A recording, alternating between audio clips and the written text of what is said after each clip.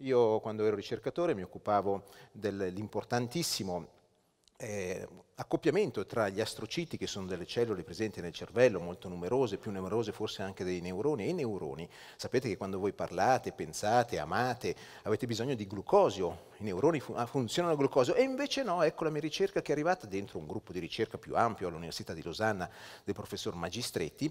Ci siamo accorti che il glucosio che arrivava dai capillari doveva passare attraverso un trasportatore specifico sui capillari e poi passava dentro un altro trasportatore che era sugli astrociti, e questo veniva trasformato in piruvato, poi in lattato dentro l'astrocita, per poi passare messo a disposizione dei neuroni. Il problema è come faceva un neurone a capire quando aveva bisogno del glucosio? Il motivo era molto semplice: gli astrociti erano in grado di misurare la quantità di glutammato, che è il neurotrasmettitore più importante che abbiamo nel cervello, e questo glutammato, quando andava a colpire un astrocita, l'astrocita diceva: ecco, c'è una sinapsi attiva, quindi devo portare dentro del glucosio.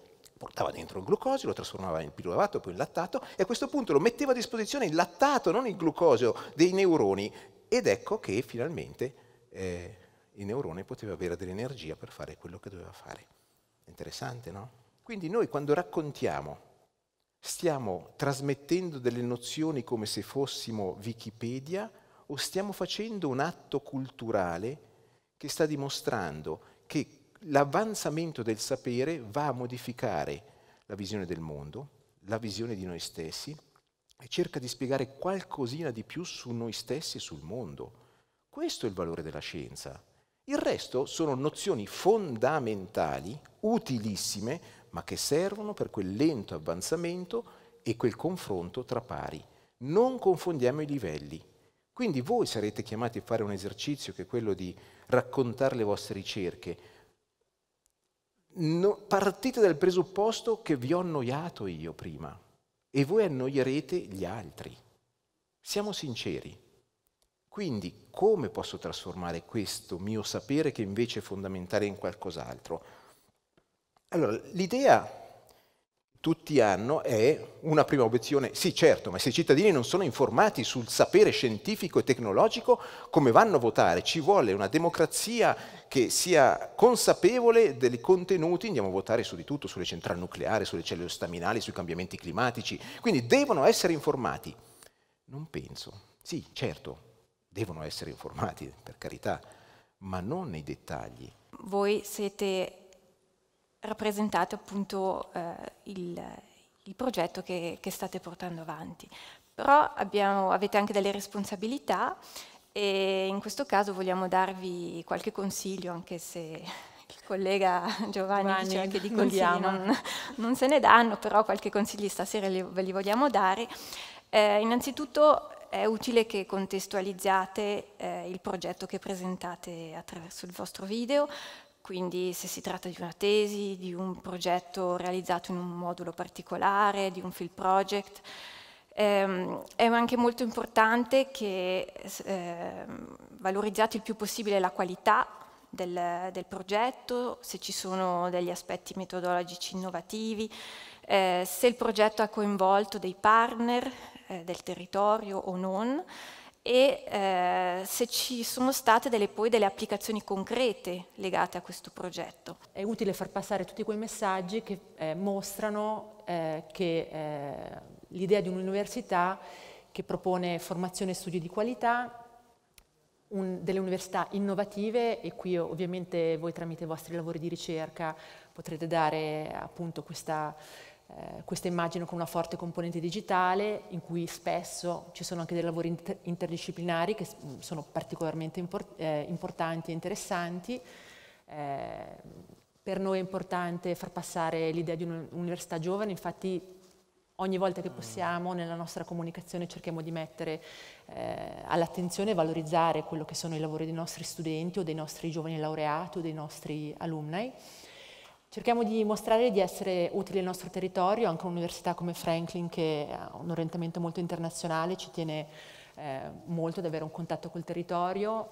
L'USI anche, pur essendo un'università molto internazionale, la SUPSI magari un po' di più per mandato, è molto legata al territorio, e appunto forse più per Franklin e per USI è importante valorizzare quello che è la dimensione nazionale e internazionale. Se dobbiamo parlare di come fare talent scouting, come trovare i talenti, devo essere un po' dirrompente, quindi cercate di non fare il video come se fosse una dichiarazione del reddito, ma cercate di dare un po' di emozioni, mostrare un po' di emozioni quando parlate, non parlate con un tono monotono, come ha detto il dottor Pellegri adesso, infatti altrimenti forse non si capirà esattamente quello che volete dire, no? Perché forse non usate i gesti, non usate le emozioni, anche le persone non sanno niente del vostro campo di ricerca, quindi cercate di far vedere che avete un talento comunicativo anche quando parlate.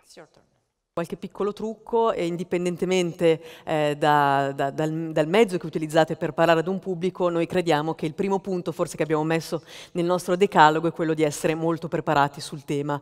È un po' lo stesso trucchetto che vale anche naturalmente per voi che siete studenti universitari per gli esami, cioè più siete preparati sul tema, meglio sosterrete l'esame, ma più potrete anche improvvisare. Questo succede anche per la moderazione.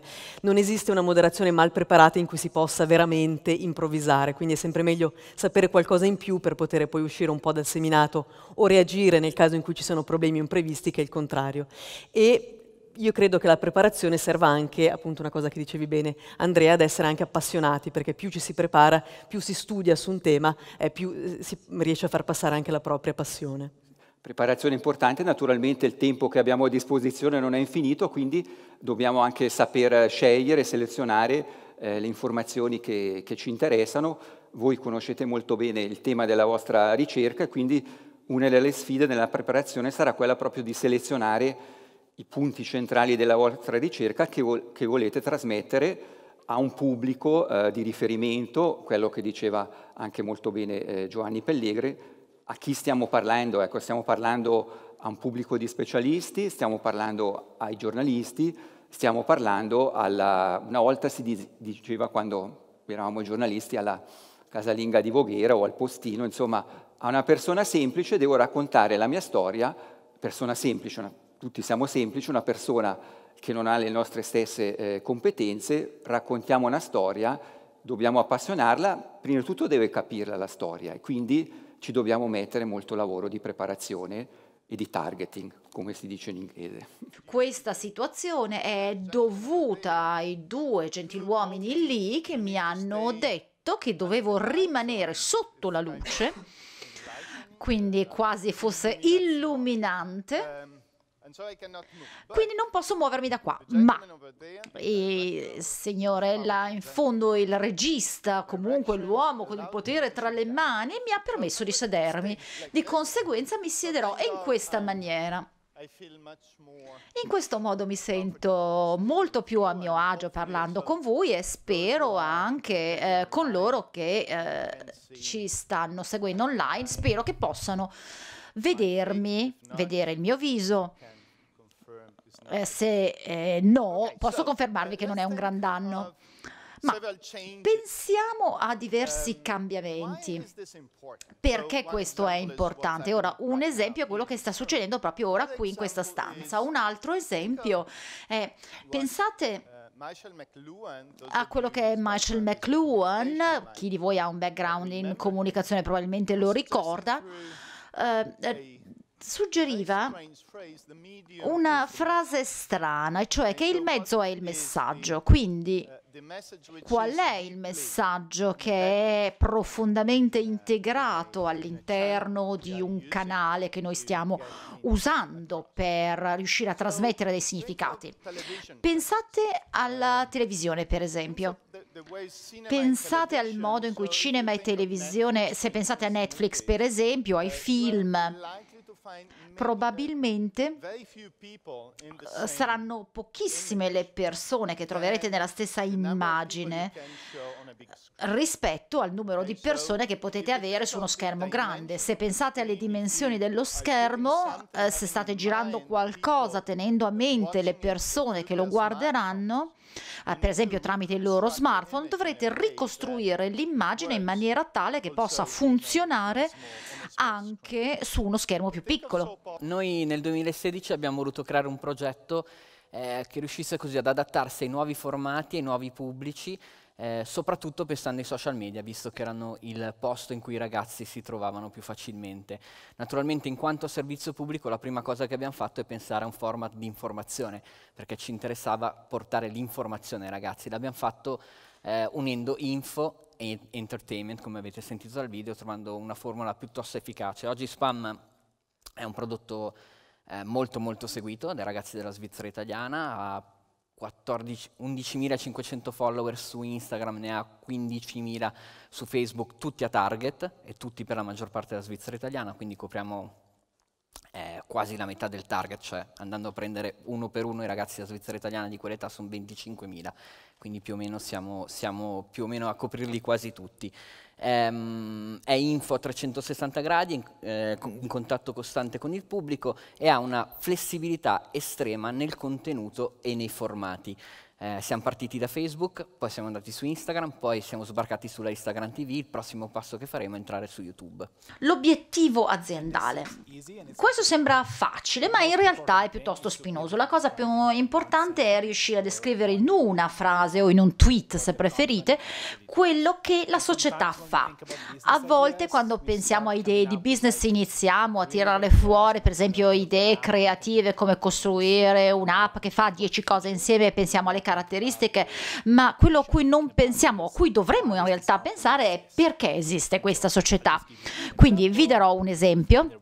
Se avete familiarità con Uber, lo scopo di Uber è di assicurarvi di potervi spostare dal punto A al punto B cliccando semplicemente sul vostro telefono o YouTube e andare online e vedere qualunque video di qualunque argomento in qualunque momento. Questa è la parte più difficile della presentazione. Dovreste descrivere in una frase semplice perché esistete come azienda.